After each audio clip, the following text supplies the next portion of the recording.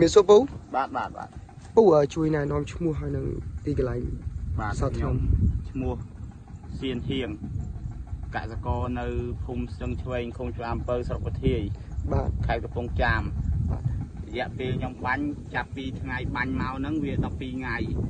តកៅធ្លាក់លឹកហ្នឹងមើលទៅឡើងស្អាតរយៈពេលបាញ់ហ្នឹងស្រូវខ្ញុំដើមឡើងស្អាតនេះមើលអូនមើលស្អាតថៃរយៈពេលបាញ់12ថ្ងៃអត់មានសត្វអីមកប៉ះទៀតទេ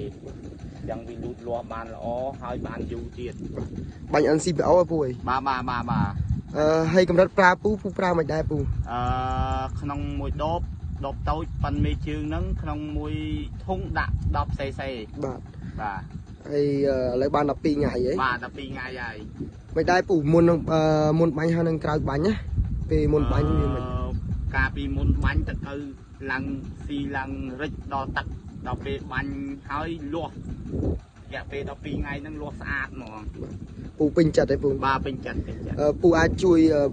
អាចផ្សព្វផ្សាយកសិករផ្សេងទៀតបានទេពូបានដោយសារនៃប្រសិទ្ធភាពឆ្នាំ NCPO បាទបាញ់ហើយស្អាតបាទប៉ុណ្ណឹងពូអាចទទួលយកបានពូបាទទទួលយកបានបាទអរគុណច្រើនបាទជំរាបលាបាទ